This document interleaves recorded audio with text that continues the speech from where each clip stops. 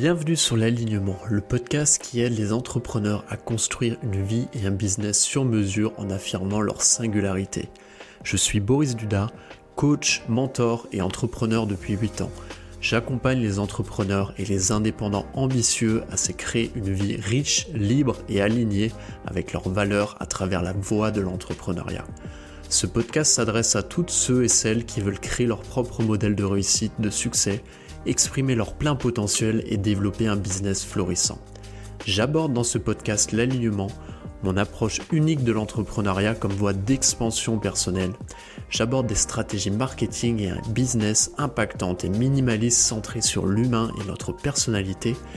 Et j'aborde aussi des approches mindset et santé originales pour aligner corps, cœur, esprit, le triptyque gagnant de l'épanouissement et du succès. Le tout au service de ta croissance personnelle et celle de ton business.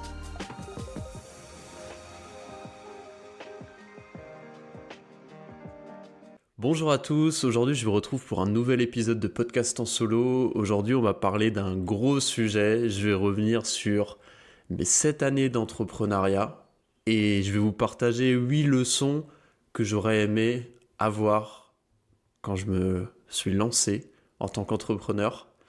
Mon intention vraiment pour cet épisode, c'est de vous livrer tous mes enseignements que j'ai pu avoir par l'expérience de l'entrepreneuriat et vous partager aussi quelques clés qui pourront vous aider sur votre chemin. Si vous êtes coach, si vous êtes entrepreneur, si vous êtes thérapeute, que vous soyez en phase de lancement ou que vous soyez déjà lancé mais que voilà, vous sentez que vous avez envie de passer une échelle supérieure dans votre business.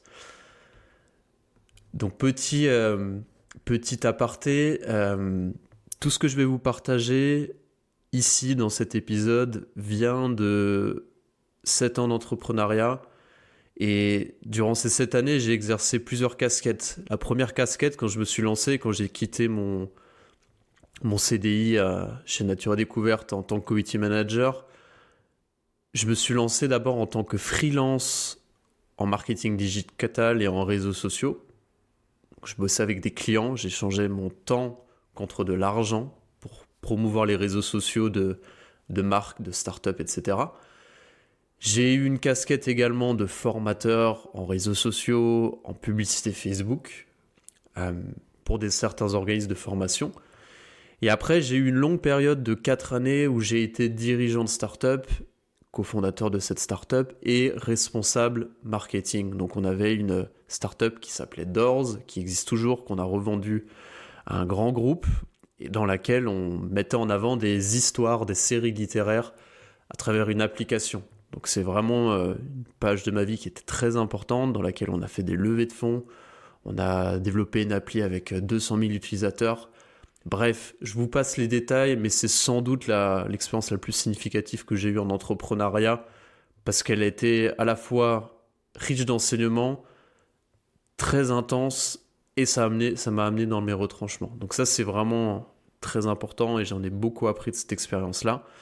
Et la dernière expérience aussi, que je vais vous partager, c'est des leçons que j'ai pu tirer de ma dernière année en tant que coach, en tant que mentor, notamment dans le domaine de la respiration et de la santé. Donc vous allez voir, le fait d'avoir exploré aussi différents types de création de business m'amène aussi une certaine hauteur et aujourd'hui je pense que les différentes leçons que je vais vous partager vont pouvoir vous être très utiles. Alors, on va commencer dans le vif du sujet avec du coup 8 leçons et la première leçon qui sans doute, si vous devez en garder une, gardez celle-là.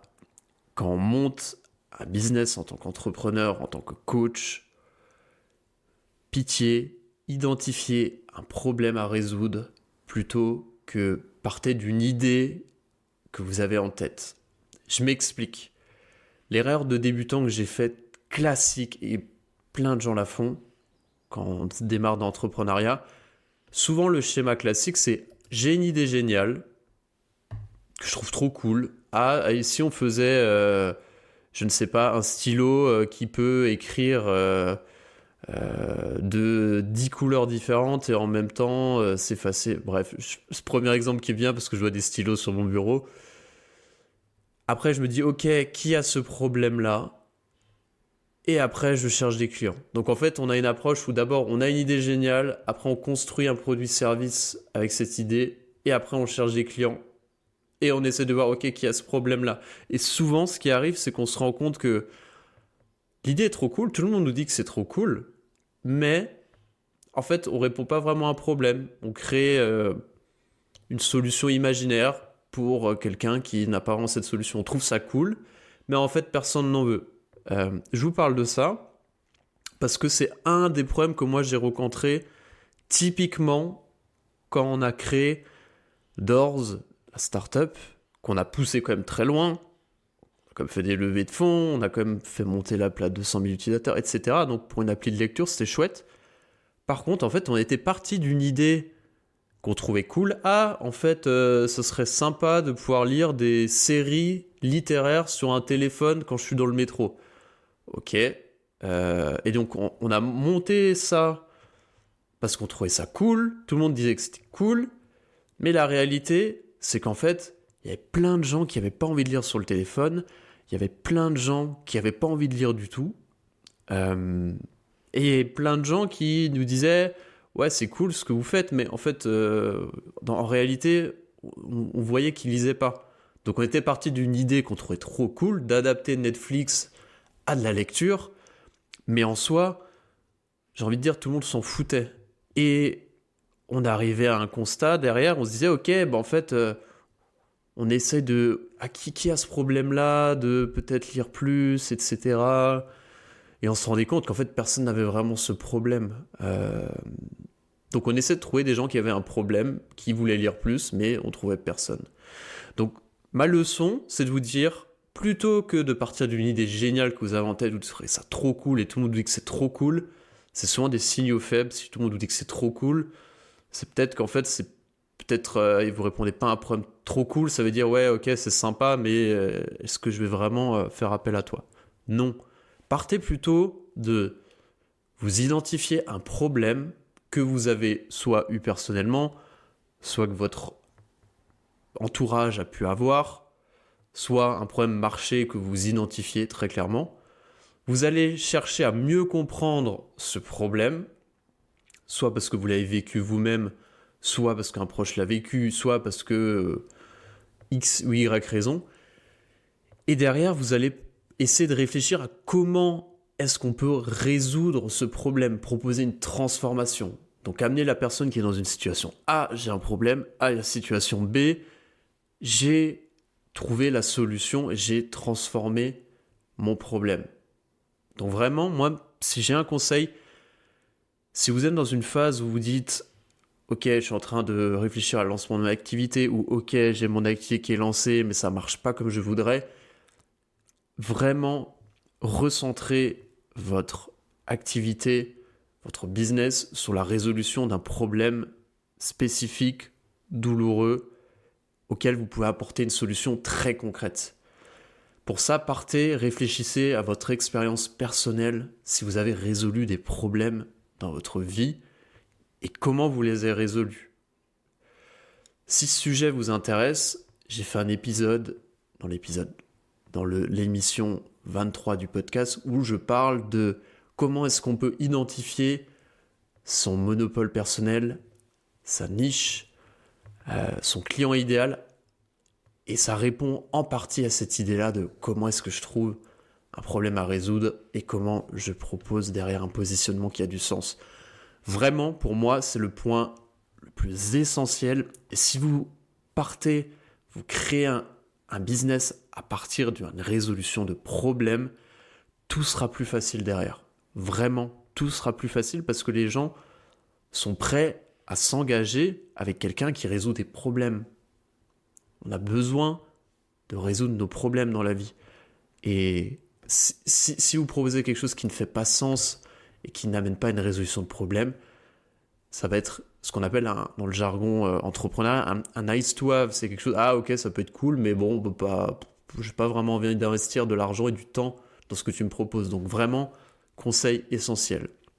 Deuxième leçon d'entrepreneuriat que je voulais vous partager aujourd'hui, et vraiment pour moi ça a été un game changer, comme on dit.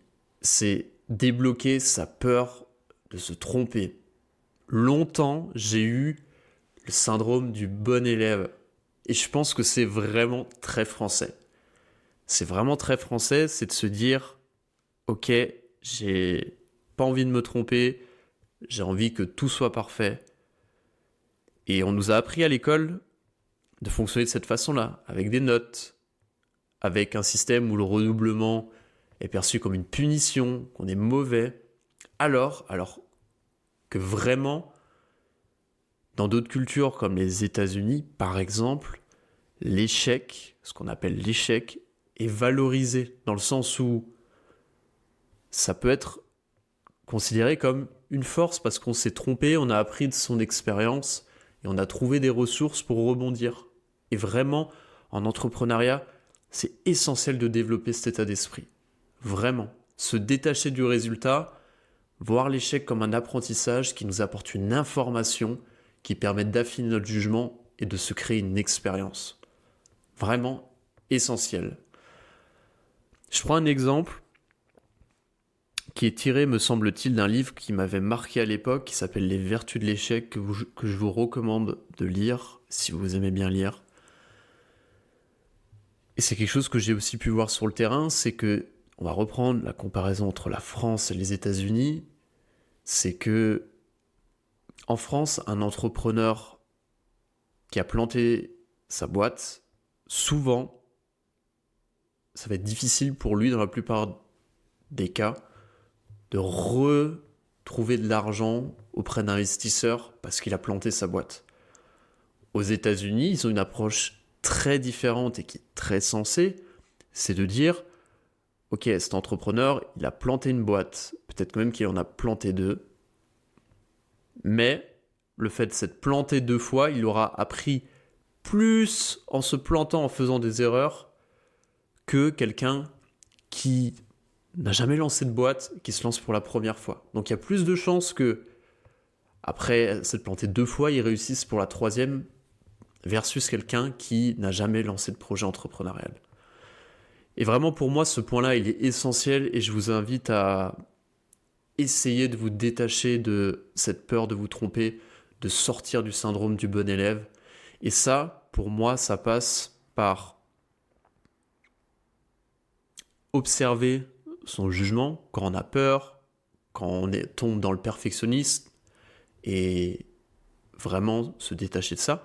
Ce que vous pouvez faire aussi, c'est que vous pouvez identifier des situations dans votre vie où vous vous êtes trompé et vous listez une dizaine de bénéfices de cette situation où vous vous êtes trompé. A posteriori, qu'est-ce que ça vous a apporté ? Je prends mon cas personnel. Quand j'ai fait un burn-out suite à mon activité, à la start-up que j'avais montée il y a 4-5 ans, sur le coup, je voyais pas vraiment les bénéfices de ce burn-out-là, mais a posteriori, en fait, je me suis rendu compte que ça m'avait aidé à derrière m'intéresser à ma santé, du coup, avoir plus d'énergie. Derrière, ça m'a amené aussi à remettre en question mon modèle de réussite. Ça m'a aidé à relancer une activité derrière en tant que coach qui faisait beaucoup plus de sens pour moi, etc., etc., etc., etc. Donc vraiment, dites-vous que plus vous vous trompez, mieux c'est, surtout au début. Et en start-up, on dit souvent dans le langage entrepreneurial, on cherche à se tromper le plus vite possible pour apprendre le plus vite possible. Et je pense que c'est criant de vérité. Et vraiment, inspirez-vous de ça, de cette philosophie-là. Nourrissez-le au quotidien. Troisième conseil que j'aurais aimé avoir quand je me suis lancé en tant qu'entrepreneur, passer à l'action le plus vite et le plus tôt possible. Très en lien avec le point précédent, mais c'est vraiment ce que j'ai appris à travers mes différentes expériences. Mieux vaut fait que parfait. Vraiment exploiter cette loi du 80-20. Exposez-vous exposez-vous le plus tôt possible à la réalité de votre marché, exposez-vous le plus vite possible à vos clients, testez vos idées pour les affiner, pour essayer de voir quel est l'écart entre ce que vous avez dans la tête, ce que vous pensez et la réalité, parce qu'il y a toujours un écart. Et votre objectif en tant qu'entrepreneur, c'est de réduire l'écart de jugement que vous avez entre ce que vous pensez et la réalité du besoin de vos clients. Et plus vous allez réduire cet écart, plus vous allez comprendre, plus vous allez être bon, plus ça sera simple pour vous. Donc évitez le scénario où vous avez une super idée et que vous la maturez pendant 1 an, vous ne la confrontez pas au marché, vous n'en discutez pas avec vos potentiels clients, vous ne la partagez pas sur les réseaux sociaux. Bref, c'est vraiment la pire des choses que vous pouvez faire. Si j'ai quelques conseils, évitez ce que je vois souvent, c'est de passer un temps fou sur quelle est ma niche, quelle est mon offre, et on peaufine ça dans sa tête pendant des mois, pendant des années certains, et derrière on se cache et on se lance pas. Mais vraiment en fait, faut vous dire que plus vous êtes dans l'action, plus vous passez à l'action vite, plus vous allez affiner dans le concret, dans la réalité, dans le réel. Et petit conseil, essayez tous les jours de faire des petites choses tous les jours qui vous rapprochent de votre objectif, comme poster sur un réseau social, comme aller discuter avec un client, comme, je ne sais pas, contacter un partenaire potentiel, etc. Et n'attendez pas d'être prêt pour vous lancer, vous ne serez jamais prêt. Dites-vous que vous ne serez jamais prêt. Imaginez que, c'est une image qui est forte et qu'on emploie souvent dans l'entrepreneuriat et dans le milieu des startups, c'est imaginez que votre rôle, c'est de sauter de l'avion et de construire votre parachute pendant que vous êtes en train de chuter. Et c'est une vision entrepreneuriale qui est assez radicale, mais je pense vraiment que c'est la meilleure façon pour apprendre et pour avoir des résultats. 4e conseil que j'aurais aussi voulu avoir quand je me suis lancé en tant qu'entrepreneur, c'est communiquer le plus tôt possible. Arrêtez de se cacher pour se préserver. Vraiment, c'est quelque chose que j'observe souvent et moi je l'ai aussi fait au début. Et en fait, vous vous privez d'améliorer votre produit. Vous vous privez de potentiellement trouver des potentiels clients. Vous vous privez de améliorer votre capacité d'écriture, votre capacité de promouvoir des idées, votre capacité d'incarner un leadership. Bref, la communication, c'est un muscle qui se travaille. Donc plus vous allez vous exercer tôt, mieux ça sera. Vraiment, souvent, on peut avoir cette peur-là de « Ah, mais je ne suis pas tout à fait prêt, du coup, je ne veux pas griller mes cartes. » Non, ça ne fonctionne pas comme ça. Dites-vous bien que personne ne vous attend au tournant. Personne ne vous attend au tournant. Et les gens oublient très vite. Aujourd'hui, on est noyé dans l'information. On ne va pas vous dire « Ah non, mais j'ai vu il y a 6 mois que tu avais posté ça et c'était vrai que ce n'était pas parfait. » Évidemment que vos premières communications, si vous publiez sur les réseaux sociaux, elles ne seront pas parfaites et c'est bien normal. Et votre but, c'est de vous améliorer en faisant petit à petit. Vraiment. Pour moi, c'est des fois, quand je discute avec certains entrepreneurs, certains coachs, je trouve que c'est vraiment un gâchis, en fait, d'attendre, de laisser passer le temps et de pas être dans l'action. Vraiment, pour moi, communiquez le plus tôt possible. Communiquez avec enthousiasme et passion sur votre activité. Partagez les coulisses de celle-ci.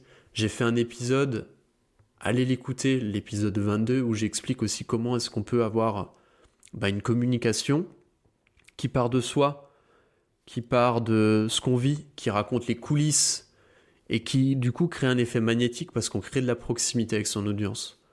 Donc vraiment, si aujourd'hui vous êtes dans une situation où vous n'êtes pas encore lancé sur les réseaux sociaux, où vous sentez que vous communiquiez pas ou peu, vraiment ne vous privez pas de ça. C'est vraiment un outil incroyable pour affirmer votre leadership et aussi trouver des clients. Donc essentiel pour moi. 5e conseil que j'aurais voulu avoir quand je me suis lancé en tant qu'entrepreneur, c'est de prendre plus soin de moi et de ma santé.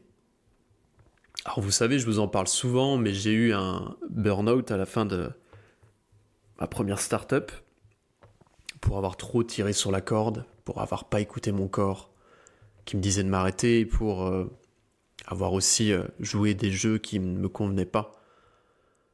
Bref, pour moi, être entrepreneur, c'est comme être un athlète de haut niveau. C'est pareil. Quand on veut atteindre de la performance au quotidien, une performance optimale, on est à son plein potentiel, on l'exprime pleinement, on a besoin d'avoir des phases intenses de travail, et ça c'est essentiel. Mais aussi on a besoin d'avoir des phases de récupération dans sa journée, dans l'année. Prendre soin de soi, c'est être capable de s'écouter et c'est essentiel quand on est entrepreneur. Ça fait toute la différence à long terme. J'ai plein d'épisodes enregistrés en duo où je parle de différents conseils que les invités que j'ai pu avoir partagent. Je pense que si vous êtes ici, il y en a beaucoup qui m'ont découvert à travers ces épisodes de podcast-là. Donc je pense que vous êtes bien au fait des différents éléments qui peuvent vous aider à prendre soin de votre santé. Si je devais vous en partager 3 aujourd'hui, c'est 1, mettez plus de mouvement dans votre journée. On passe beaucoup de temps derrière un ordinateur quand on est sédentaire.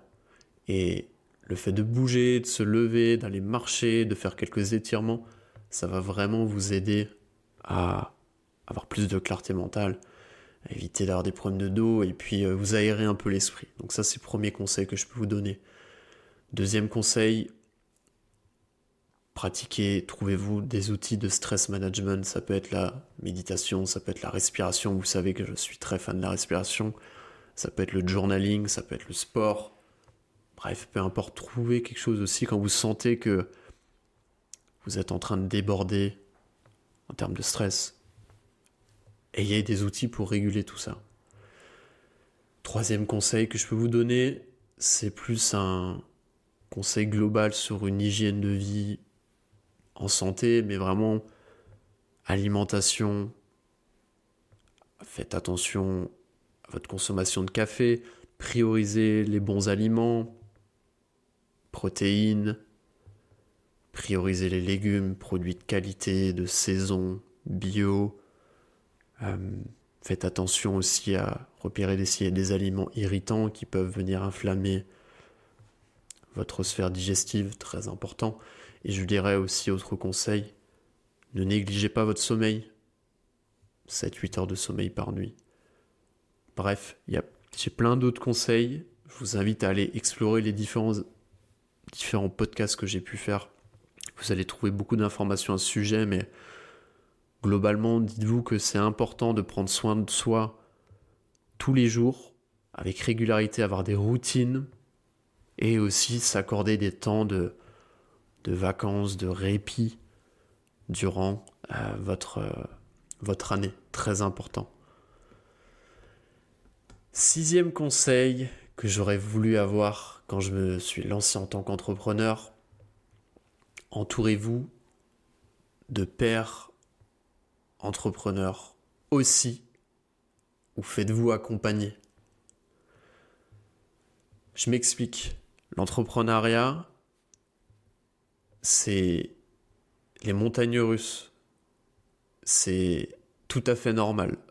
Donc, c'est-à-dire que vous pouvez explorer des états émotionnels qui sont exacerbés et très intenses sur des périodes très courtes. Sur une journée, on peut passer de je veux arrêter cette boîte, il n'y a rien qui va, je signe un gros client qui est en train de tout changer.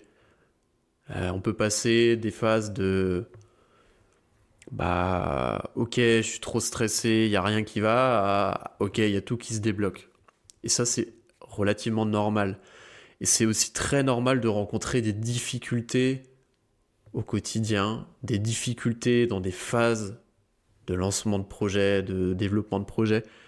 Je dirais que c'est tous les entrepreneurs connaissent ça. Et quand on se lance ou qu'on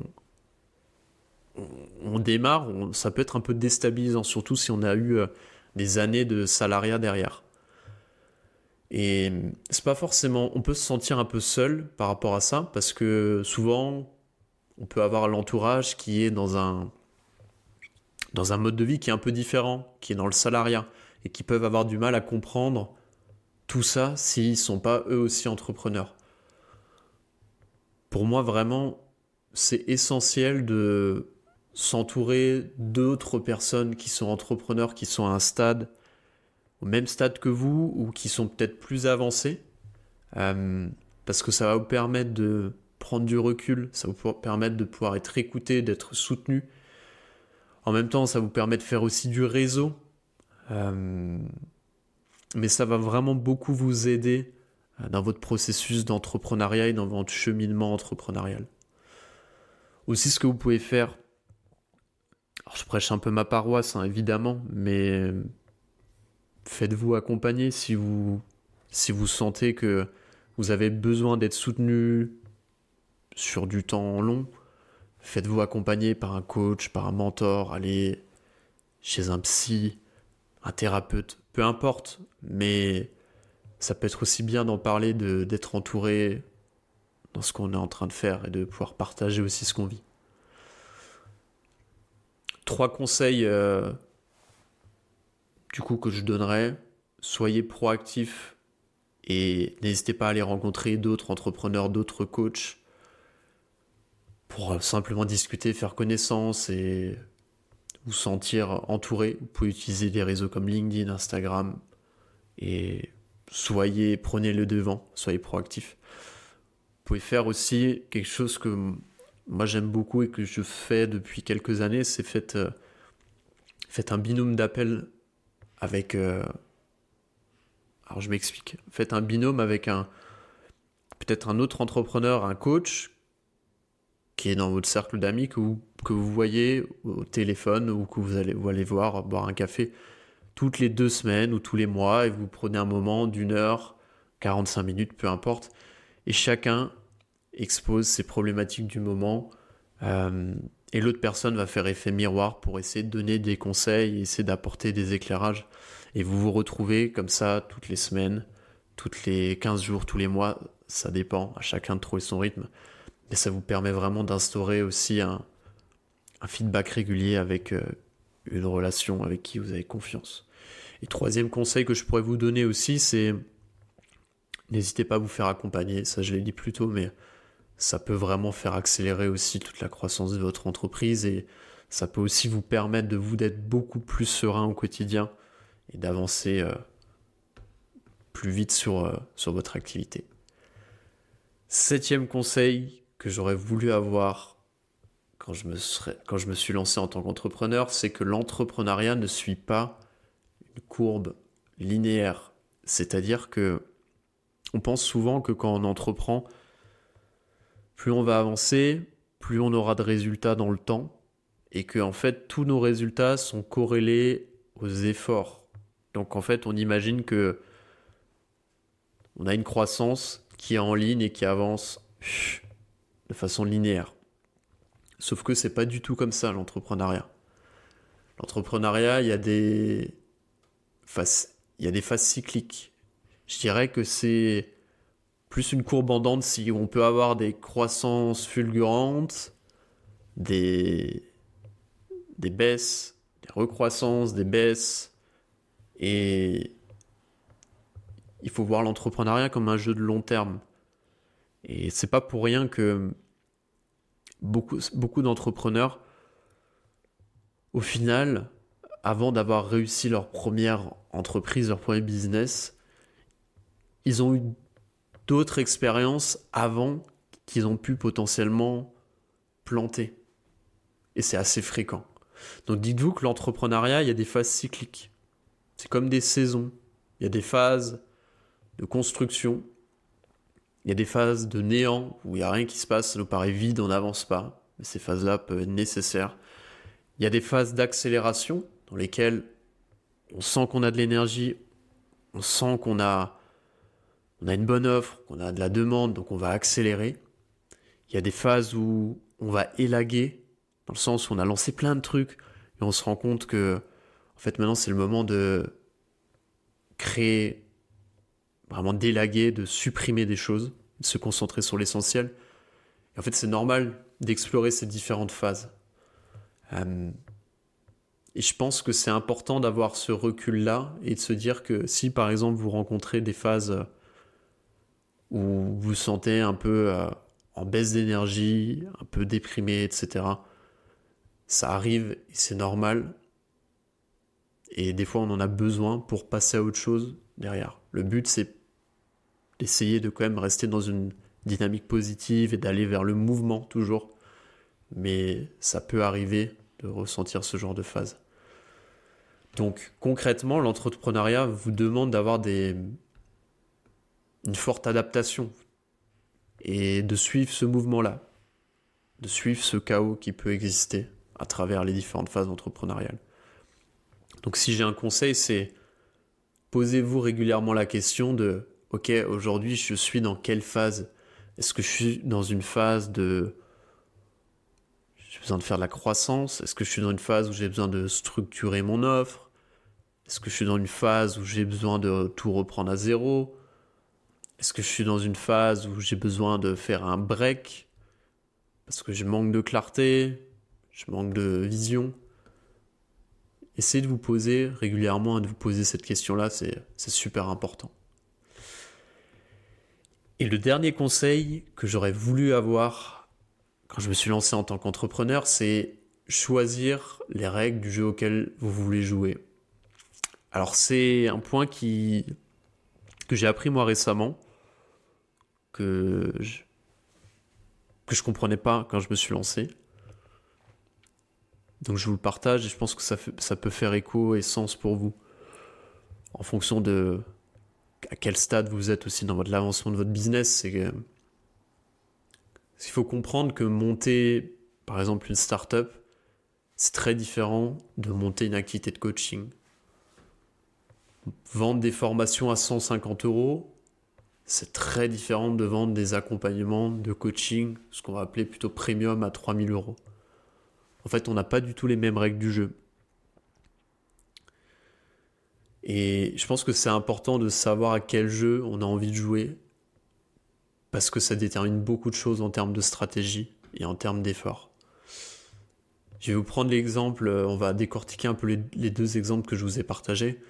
Si on a envie de monter une startup, il y a de fortes chances qu'on soit amené à faire ce qu'on appelle de l'hypercroissance, c'est-à-dire qu'on va aller très vite, très fort, qu'on aille faire appel à des leveurs de fonds pour accélérer. Il y a de très fortes chances qu'on ait potentiellement des grosses ambitions, qu'on doit faire trouver beaucoup de clients, que ça doit aller très vite et qu'il y a de fortes chances que ça passe ou ça casse. Donc c'est un processus qui est assez radical, que moi j'ai expérimenté pendant 4 ans.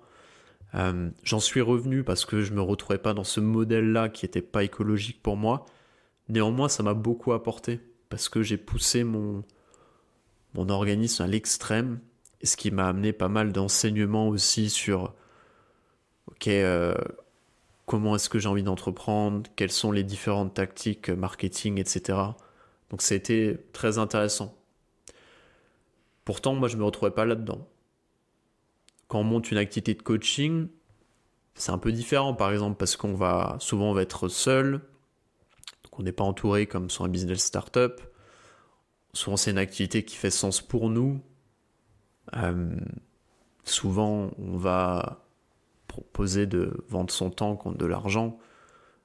Souvent, un jeu à plus long terme. Donc, c'est très différent.